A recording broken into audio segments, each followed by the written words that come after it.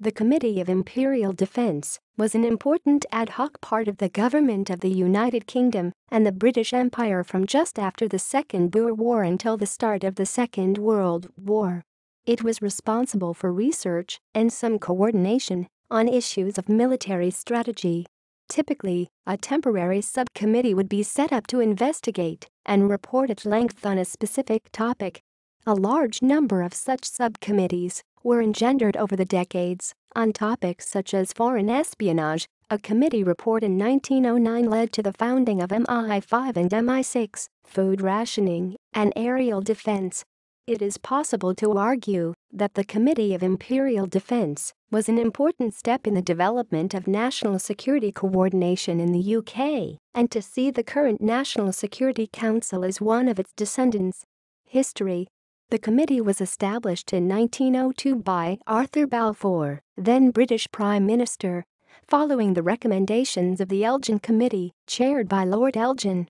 It was intended as an advisory committee for the Prime Minister, one that would be small and flexible. It replaced the Cabinet's decrepit Defence Committee, which had usually only met during periods of crisis. A reform in 1904 strengthened its secretariat support even further. The original concept was to create a strategic vision defining the future roles of the two military services, the Royal Navy and the British Army, after the military reductions in the wake of the Boer War. However, no arrangements were made for it to formally pass on its conclusions to those with the ability to translate them into actions. This lack soon became obvious enough that a secretariat was appointed under Sir George Clarke. However, far from simply acting as a communicator, Clarke expected actually to make policy and see it implemented. With the fall of the Balfour government in 1906, and with the military services determined to control their own futures, Clarke's plans fell through, and with no support from the incoming Prime Minister, he resigned in 1907. The Secretariat carried on, largely as a forum for communication on lesser matters between those service members who would speak to each other and with civil servants. Under the guidance of Maurice Hankey, the committee slowly gained in importance. Hankey was appointed Naval Assistant Secretary to the committee in 1908 and became Secretary to the committee in 1912. He would hold that position for the next 26 years.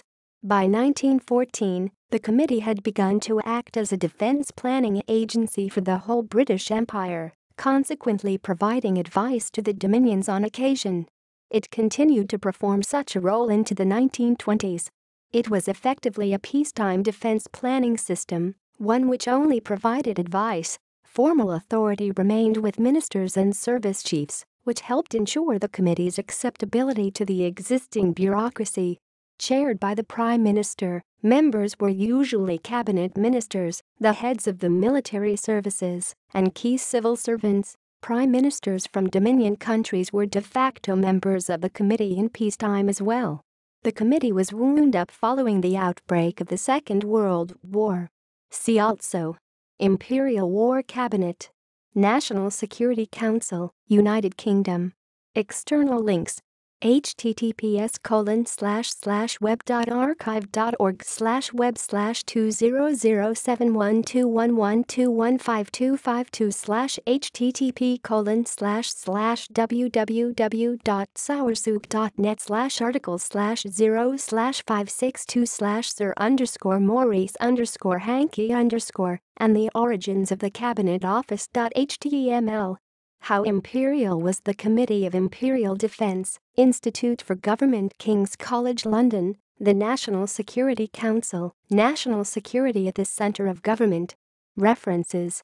Further reading. Johnson, Franklin Arthur, Defence by Committee, The British Committee of Imperial Defence, 1885–1959, Oxford University Press, London, New York, 1960.